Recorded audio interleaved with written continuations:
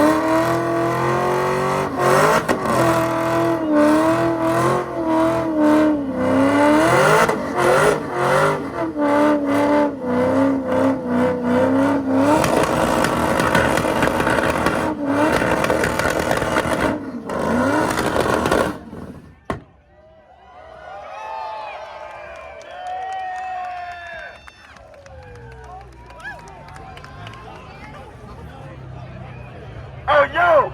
Can I get a hell yeah with here? Hell yeah! What about in the back? Hell yeah! Yeah! What about on top? Hell yeah! Over here? Hell yeah! All right, all right, all right! Foxtober! Hell yeah! Hell yeah!